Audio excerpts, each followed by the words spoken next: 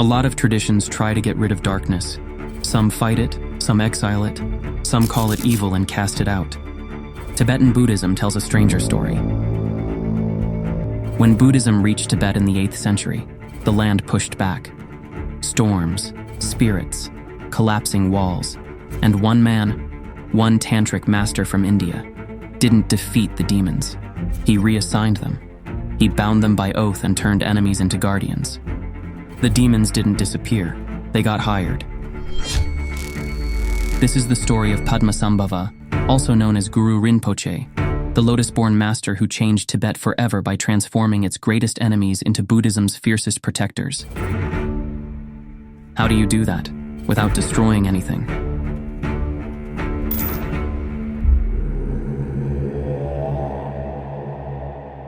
Tibet, 8th century. King Trisong Detsen has a problem. He wants to bring Buddhism to his kingdom. The Buddha's teachings, compassion, enlightenment, peace. Except, Tibet doesn't want it. Tibet wasn't some empty spiritual wasteland waiting to be filled. The land was already alive with power that had lived in those mountains for thousands of years. Mountain deities protecting the valleys, storm spirits commanding the weather, earth demons dwelling in every rock, every river, every cave. Call them demons, call them gods. Either way, they're the same thing. Forces that don't care about your plans. So the king tries the traditional approach. He invites the great Indian Buddhist abbot, Rakshita, a scholar, a master of logic and scripture, one of India's most respected monks. They begin building Samye Monastery, Tibet's first Buddhist temple. Rakshita tries everything. Logic, scripture, ritual. Nothing holds. Every single day, the walls collapse. Construction workers arrive at sunrise, lay stones, raise walls, and by sunset everything's scattered again. Shadows moving in broad daylight, tools vanishing, stones thrown across valleys by unseen hands. Workers do whatever humans do when the sky starts hating them. Clutch amulets, whisper prayers, refuse to return. One monk whispers to another, "The spirits will kill us all." Buddhism isn't conquering Tibet, it's being rejected. Violently. Months pass. The king watches his dream crumble, literally, every single day. Rakshita finally tells him, "I cannot do this alone. These forces require someone who knows the wrathful path. Someone who can meet demons on their own terms. Send for Padmasambhava." The name meant nothing to the king. It would mean everything to Tibet. The king sends word across the Himalayas. One line, "Send us the Tantric master who binds demons by oath." And that's when they hear about him. The lotus-born master, the Tantric sorcerer. His name, Padmasambhava. And his birth? Impossible.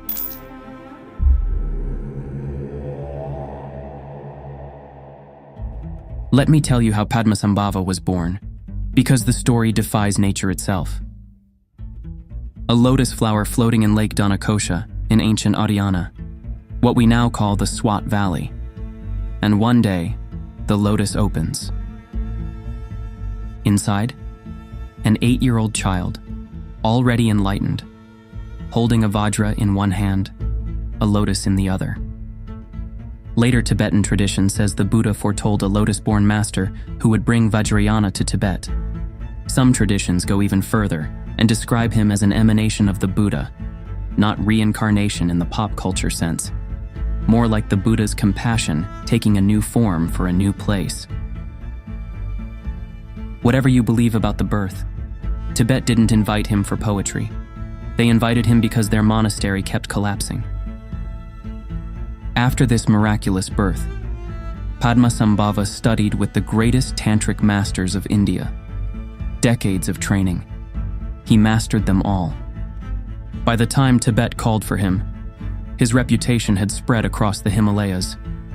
If demons block your path, send for the lotus-born. The Tibetans would come to call him Guru Rinpoche, precious teacher, and eventually, the second Buddha. Now, we covered Nagarjuna before, the philosopher who revolutionized emptiness teachings. Nagarjuna is also called the second Buddha for philosophy. Padmasambhava earns the title for Tantra. Same nickname, completely different job description. The key difference?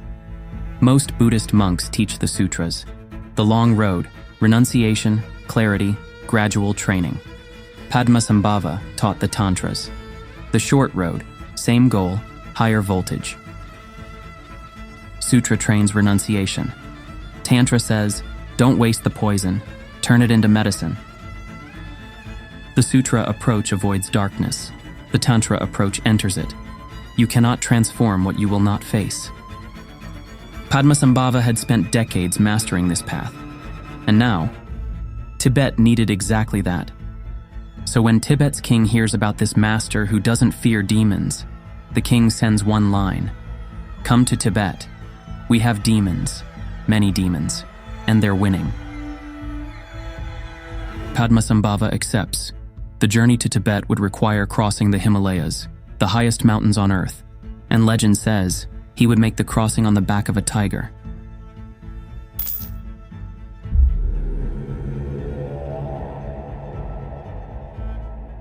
Before Padmasambhava could face Tibet's demons, he needed a guide, someone who knew the land. He found her in Yeshe Tsogyal. Yeshe Tsogyal was a Tibetan princess, promised in political marriage. She would have been locked into palace life. Children, protocols, never touching the Dharma. When she heard Padmasambhava was coming, she saw her chance. She escaped her father's palace the night before her wedding. If caught, forced return, locked in the palace, the marriage would proceed. She found Padmasambhava anyway. Make me your student. Padmasambhava saw in her a mind capable of holding the deepest tantras. He accepted her as his disciple, his spiritual partner, his consort in the Tantric tradition. She would become the mother of Tibetan Buddhism, the one who preserved the teachings, hid the treasures, and achieved enlightenment herself. And yes, her story deserves its own episode. The crossing to Tibet required more than human strength. The Himalayas don't yield to ordinary travel. So Yeshe Tsogyal, through practices Padmasambhava taught her, manifested a tiger. Some accounts say she became the tigress. Others say she called it forth. The tiger represents wild power. Tantra says, ride it. Don't kill the tiger, use its strength. Transform raw energy into enlightened action. Padmasambhava, riding this tigress, crosses the Himalayas, flying over mountain passes no human could traverse. Weeks of frozen lungs, avalanches, bandits who don't ask questions first. He arrives in Tibet. As they descended from the peaks, the earth trembled. People felt it. Power was coming. The demons, feeling an unfamiliar power approaching, gather. They sense this isn't a normal monk. Someone who doesn't blink has arrived. The demons were waiting.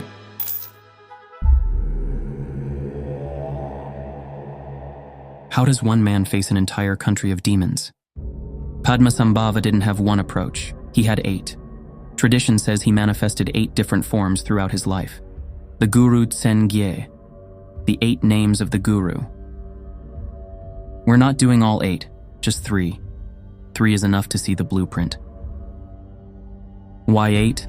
Because life isn't one thing. Violence needs wrathful energy.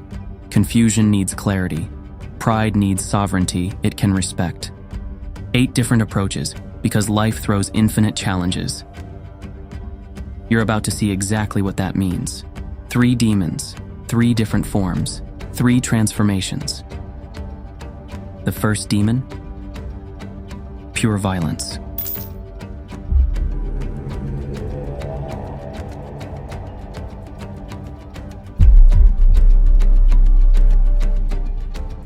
Pehar, guardian of the valleys, lord of storms, ancient protector of the Tibetan highlands. The chronicles describe it like this: storms, fear, and a valley that simply would not allow the temple to stand. Padmasambhava approaches the construction site. The sky darkens. Lightning splits the clouds. Pehar appears, towering, massive, wreathed in storm clouds, eyes like lightning strikes. The peaceful teacher transforms. Dorje Drola, the wrathful Vajra,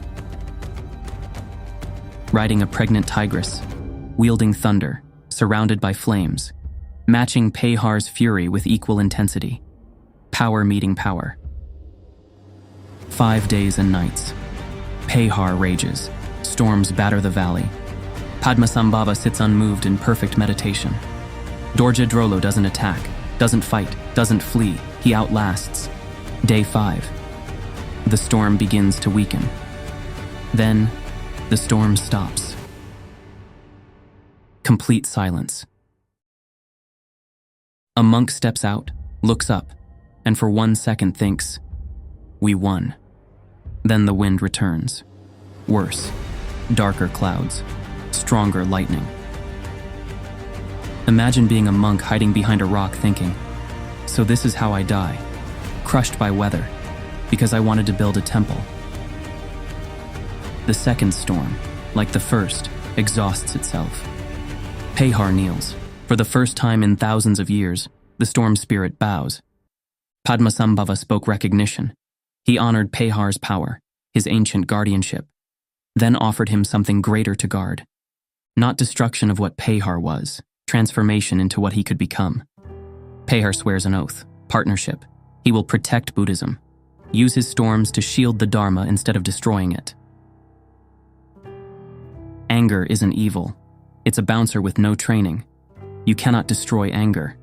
You can only give it a better job. In Tibet, they call them dharmapalas, protectors. Some are enlightened, some are basically powerful locals on a leash, bound by oath. The first transformation, complete. The second demon didn't attack with violence. He attacked with illusion.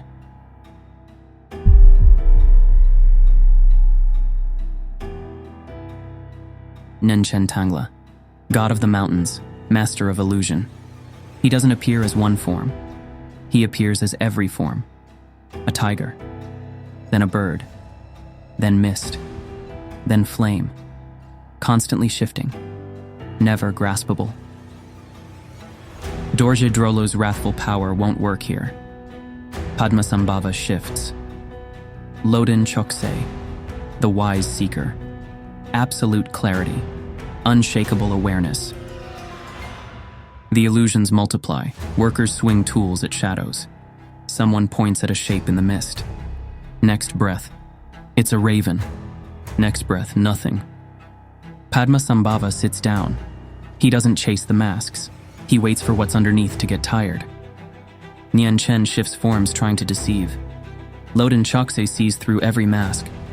You can only hide from those who look away. Padmasambhava never looks away. Then the illusions stutter. The raven freezes mid-flap and drops like a puppet whose strings got cut. Nian Chen realizes he cannot hide, cannot escape recognition. For millennia, he'd worn masks. For the first time, someone looked past them all. Padmasambhava offered him clarity. You are not your illusions. You are what you've been protecting. Nyingma Tangla becomes the protector of truth. The illusionist becomes the revealer. At this point, you're probably noticing the pattern. Recognition instead of elimination. 2 demons transformed. The third was the hardest. Violence you can outlast. Illusion you can see through. But pride you must elevate.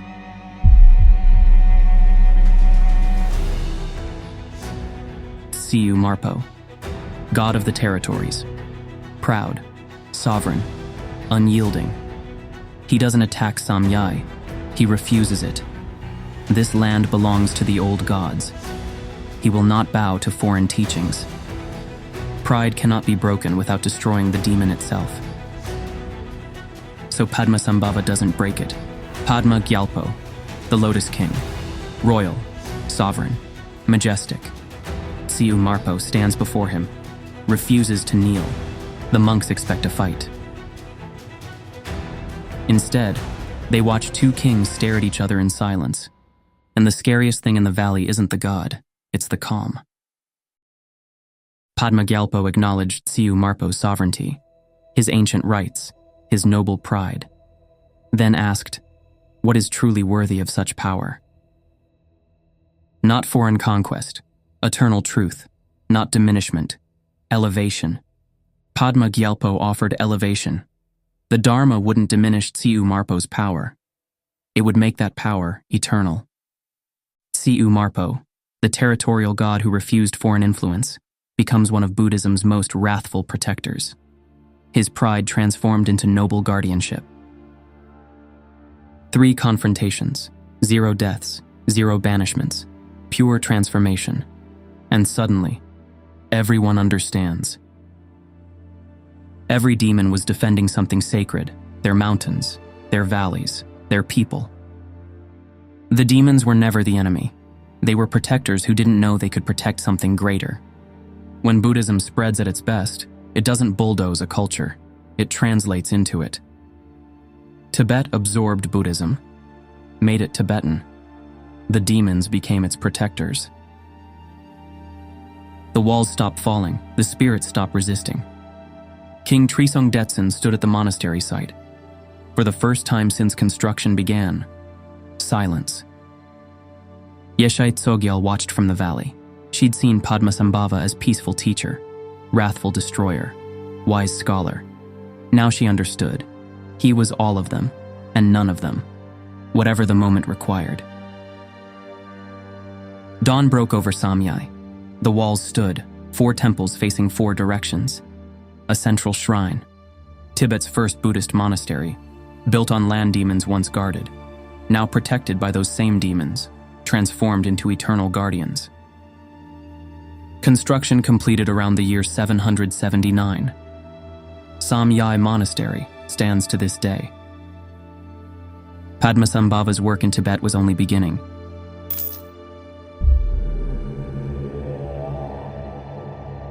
With the demons transformed, Padmasambhava could finally teach. He didn't only build Samye, he planted time bombs. Buddha Shakyamuni taught the sutras, Padmasambhava taught the tantras. This is why he's called the second Buddha. Different methods, same destination. In Tibet, he becomes the second Buddha. You've heard that nickname before, this is the Tantric version of it. Padmasambhava established what would later become known as Nyingma, the oldest tradition of Tibetan Buddhism, the Tantric lineage. For decades, he remained in Tibet, teaching, building, transforming, not in monasteries, in caves, on mountainsides, in hidden valleys. He taught a small circle, King Trisong Detsen, Yeshe Tsogyal, translators, yogins, together with Shantarak Shida. They translated the Buddha's teachings into Tibetan, creating the Tibetan canon, making Buddhism accessible to an entire civilization. And then he did something paranoid or genius. He hid the teachings, not because they were weak, because humans are. Padmasambhava understood something about human nature. People forget. Teachings get corrupted. Lineages break. So he concealed them. Terma. Hidden treasures. Prophecies written. Locations marked. Instructions sealed. When humanity is ready, when the time is right, these teachings will reveal themselves. One of these hidden treasures, the Bardo Thodol. 6 centuries pass. Then a Tertun, a treasure revealer, named Karma Lingpa, finds it. According to Tibetan tradition, the Bardo Thodol traces back to Padmasambhava's teachings, written down by Yeshe Tsogyal and hidden as Terma. We covered it before as the Tibetan Book of the Dead. That entire text, hidden Terma, revealed when the time was right. At least, that's how the tradition frames it. These Terma, still being discovered. Teachings hidden over 1,000 years ago. appearing in dreams, found in caves, ancient wisdom with perfect timing. Yeshe Tsogyal preserved the teachings, wrote them down, hid the Terma, became the mother of Tibetan Buddhism. And the demons, they kept their oaths. Pehar, Tsiu Marpo, Nyan Chen, the very forces that fought Buddhism, now stand as its eternal guardians.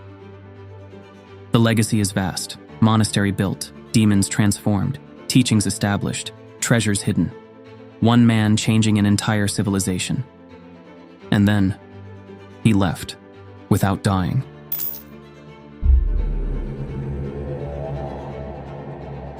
Padmasambhava, Guru Rinpoche didn't die.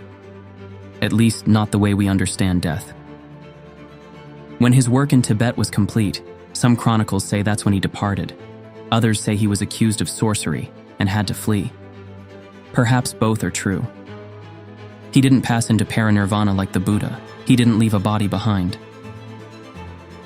Legend says he departed in a body of pure light, to Zangdok Palri, the copper-colored mountain, a pure land where he still resides. You can visit one of his meditation sites today, Paro Taksang, the Tiger's Nest Monastery. A temple clinging to a sheer cliff face, 3,000 feet above the valley floor. Tradition says 3 years, 3 months, 3 weeks, 3 days, 3 hours of unbroken meditation, facing the darkness within, transforming it into light. Walk into almost any Himalayan Buddhist monastery today, you'll see 3 statues, Buddha Shakyamuni, a bodhisattva, and Padmasambhava, the founder of Buddhism, the ideal of compassion, and the Tantric master who made it Tibetan. His mantra still chanted every day, across Tibet, Bhutan, Nepal, and far beyond. Om Ahum Vajra Guru Padma Siddhi Hum. His practices still performed, his presence still felt, because he promised he would never truly leave. Think about what Padmasambhava actually did. Remember Buddha versus Mara? Buddha defeated Mara by recognizing him. Padmasambhava did the same, multiplied across an entire nation. Carl Jung would later discover this same truth. Integration of the shadow, different words, same wisdom. Some traditions even summarize it like this. The real Padmasambhava isn't a man on a tiger. It's the awakened quality of mind that stops running. Few spiritual traditions dare to say this openly. That darkness doesn't need elimination. That demons aren't irredeemable. That integration is more powerful than destruction. Padmasambhava didn't theorize this. He demonstrated it. In Tibet, in the 8th century, with demons who became guardians. Your anger, it's protecting your boundaries. Give it a worthy boundary to guard. Your fear, it's protecting your safety. Show it what true safety means. Your pride, it's protecting your dignity. Elevate it to protect something greater. A demon isn't always a spirit in the mountains. Sometimes it's the rage that protects you from being hurt again. The anxiety that tries to keep you safe. The pride that guards your worth. Maybe you don't destroy them. Perhaps you transform them. You cannot destroy these forces. You can only integrate them. Maybe Guru Rinpoche never died because what he represents never disappears. The possibility that even our demons can become our guardians. That our darkness, approached correctly, becomes our light. That truth? Deathless. Still being discovered, in hidden caves, in ancient texts, in the moment when you stop fighting your darkness and start asking what it's trying to protect. Somewhere beyond the peaks, or maybe in that cliffside cave in Bhutan, Padmasambhava waits, not dead, not gone. Ready for those willing to face their demons and discover what lies on the other side of integration. Quick question before you go. When you're under pressure, do you become Pehar, Tongla, or Tsiu Marpo? Think about it. If this story changed how you see darkness, hit subscribe. We explore Buddhist wisdom, the teachings most channels avoid, the truths that actually transform. Drop your answer in the comments. Which demon are you? And which demon in your life needs integrating instead of destroying? Next video, we're diving into another master nobody talks about. Until then, face your demons. They might become your greatest protectors.